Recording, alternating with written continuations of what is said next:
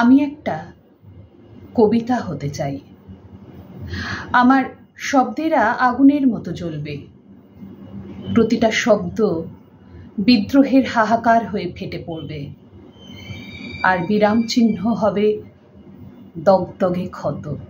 হ্যাঁ, আমি সেই কবিতা হতে চাই যার অন্তরালে লেখা থাকবে না পাওয়ার হাহাকার, প্রেমের অন্ধ আকুতি, শোষিত বুকের লুকিয়ে থাকা আগুন।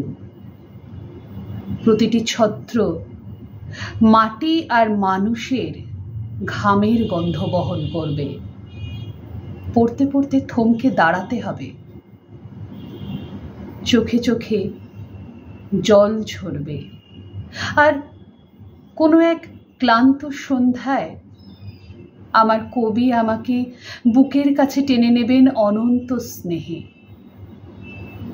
আমাকে শুনতে জনতার ভিড় হবে, আমাকে পড়বে, আর বুকের মধ্যে ফলতে থাকা শব্দগুলো ফিরে আসবে বারবার।